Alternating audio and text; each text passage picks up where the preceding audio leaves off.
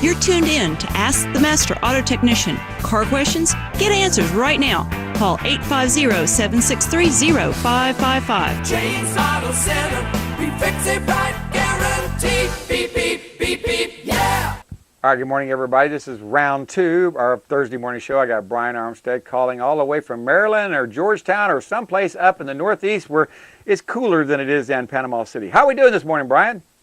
A little chippy here this morning, okay. James. Supposed to get down into the single digits today, so I think I'm going to stay inside and do some writing all day today. I can't say that I blame you. When it gets below 40 degrees in Panama City, this town just rolls up the sidewalks and no one does anything. We just You know, it's funny. My mom is down in Cape Hayes, which is just south of Tampa, and she's with my brother down there. She called yesterday. She said, "Well, we're thinking about coming back tomorrow, which would be Friday."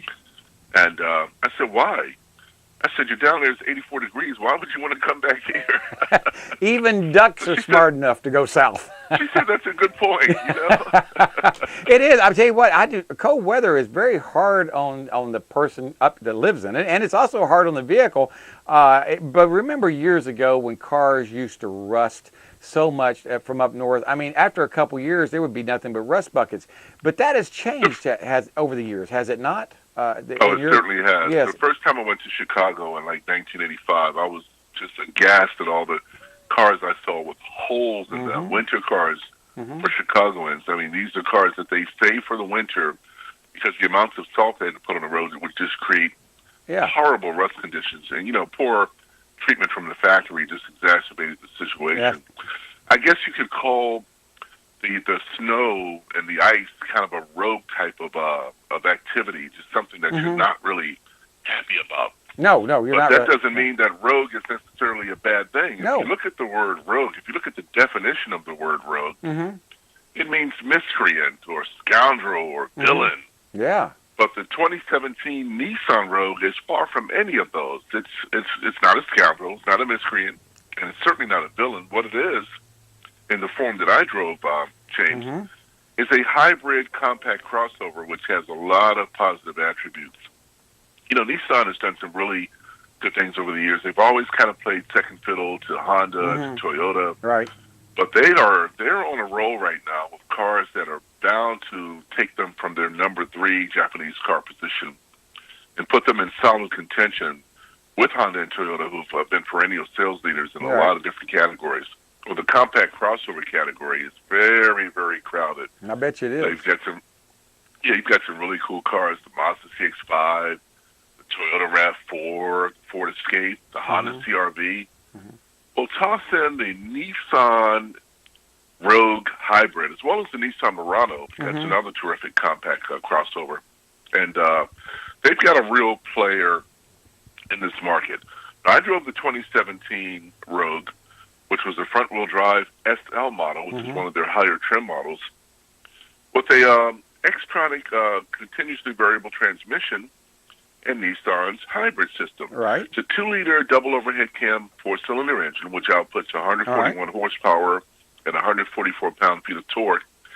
And it gets up the road pretty good. I mean, it's not a barn burner, but it certainly provides ample and adequate acceleration for everything that you need to do on a day-to-day basis. I mean, if you want more performance, you can go with a Pathfinder or Armada, something with a larger engine. But for those who just want to have some reliable, safe transportation that don't necessarily need to win stoplight wars, then the Nissan Rogue will certainly provide adequate transportation and adequate acceleration. Did you tell me it was available? Did you tell me it was a hybrid as well, too? This is a hybrid. Okay. And I got to tell you, their hybrid is estimated between 26 and 33, but I got close to 40 miles per gallon in town, on the highway. Okay. On the highway. Okay. All right. So I guess the in-town mileage would be about 41 or 42, because you're right. The hybrids have have better in-town mileage than they do highway mileage. Absolutely. So I think the MPG is underestimated here. Well, that's good to know. The average 28 miles per gallon. But I've learned from one of the best in the business. His name is Wayne Gertis. He's a hypermiler. Right. And he's taught me tricks over the years to really kind of get the most out of the driving experience. have fun, but save fuel at the same time. Yeah. Like, when you approach a corner, why do you have to brake if you're not going really fast? You just go around the corner and keep it going, keep that momentum going. Absolutely. You have to look and make sure no pedestrians are there. You don't want to run anybody over. But there are a lot of ways in hybrids that you can really up the MPG ante, so to speak. Yes. I drive a Prius, so I'm very, very aware of what he's talking about. Yes. You know all about it. Yes. You know all about it. I like the way that Nissan has styled the interior of this Rogue. Mm-hmm. One thing that's pretty impressive is that it has a flat bottom steering wheel. Now, last week I gushed over the Infiniti Q60 about how all the performance, all the style, but it did, it's a performance car, but it didn't have a flat bottom steering wheel, which is a glaring omission on the Q60.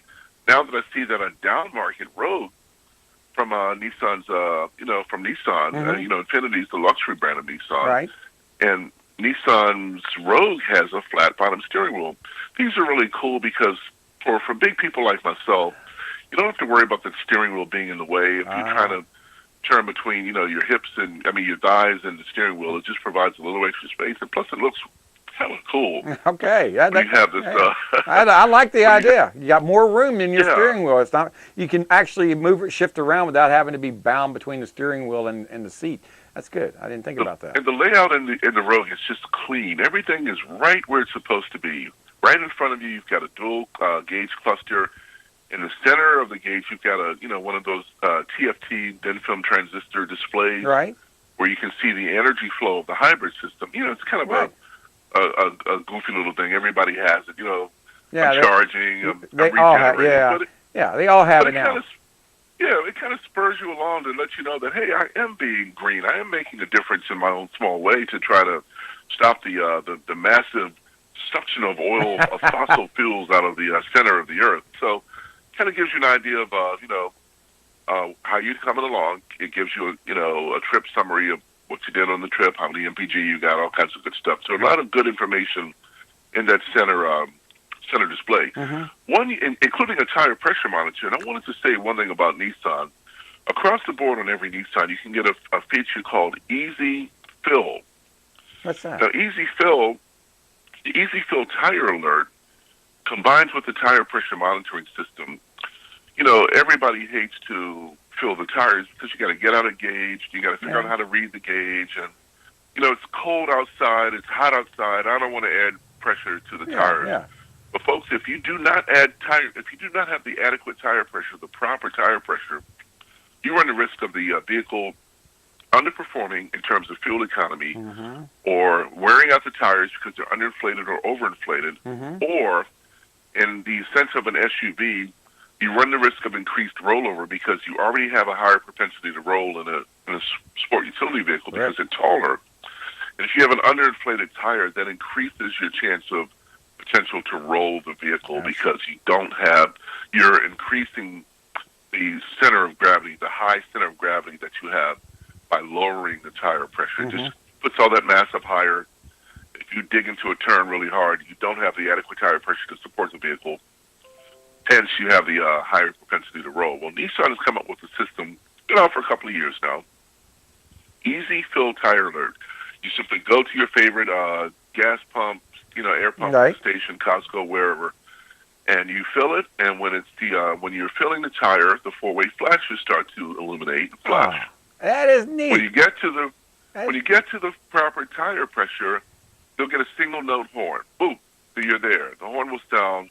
You're there. If you continue to put air in, you get a triple note saying, hey, you put too much air in, sucker, so let's let a little bit of that out.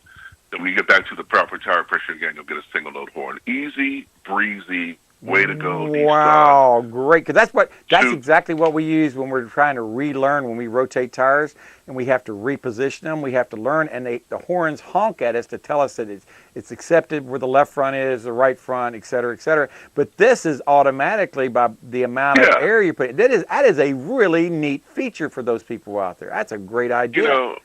Most of my female friends and most of my male friends, they don't maintain their tires properly because they're fearful of the inflation process. Do I read this thing properly? Particularly the stick readers, the ones with the little stick that comes out. Now, they have digital gauges now, but this takes all the pain out of it. It does. Move to the center console. You've got a large display which gives you all of your necessary information for navigation, satellite radio. Everything that you need is touchscreen. It's right there. You can touch parts of the screen, but you can also dial it in with you have a volume knob and a tuning knob, which I really like on the Nissan Rogue. Just below that are your cooling and heating controls. Very simple, very intuitive, right to the point. And just below that, you have a little console area where you can plug in your USB port, your aux port, shift lever on the lower console. Right below the shift lever, I had heated seat controls. I love the fact that my car had dual stitching on the seats, and leather seats with dual stitching. Really nice touch. That is a nice touch. A lot of safety features on the Nissan Rogue. I mean, it's got forward emergency braking. It's got emergency pedestrian detection. These are some are options, but all of those safety features that we kind of gushed about in the Infiniti, a lot of those things have trickled down to the Nissan level, and you can get them in the Nissan as well. So a very safe hybrid. You've got your dynamic stability control. You've got all the safety goodies that everybody should really strive for. Buy your vehicles based on safety, folks. I mean, don't be content you're right. with just seatbelts and airbags. You need to look and see what's offered in terms of safety packages. A lot of them are very aggressively priced with Nissan and Infiniti products. So you've got to take advantage of those sale prices. The Rogue Hybrid does not come out. It's not officially out yet. You don't see information on the website about it, but it's going to come in at about $25,000. All right. Of course, options can take it a little bit higher, a little bit lower. The whole Rogue lineup starts a little bit lower in the low 20s and can go up to the high 20s just based on all the options that you put on it. It's a beautiful small SUV. Beautiful styling. It's got Nissan's B-Motion grille, which is their power grille, so to speak. LED daytime running lights, which look really cool in the day and super cool at night if you're just running the parking lot. Yeah, I saw those. 18-inch wheels, roof rack, a nice cargo area up to 70 cubic feet of cargo space with the rear seats folded down, a unique tray behind under the floor where you can put stuff. You can put a laptop in there if you're going out and you don't want it in sight. You can hide your valuables, or it's just a nice little storage tray under the rear seat. The Rogue, I should say, is also part of an advertising campaign for the new Rogue One Star Wars limited edition. That's what I was thinking. The Star Wars movie. Yeah, so they're going to have a Nissan Rogue 2017 Star Wars limited edition. It's going to have some fresh exterior and interior treatments and an expanded suite of Nissan's safety shield technology, including the forward emergency braking with pedestrian detection that we talked about a couple of minutes ago. This Saturday, I'm going to a special preview of Rogue One, A Star Wars Story, and Nissan is sponsoring that for journalists here in the Washington area. So, nice collaboration, fun movie, fun SUV. I highly recommend the Nissan Rogue in either gasoline form or hybrid form.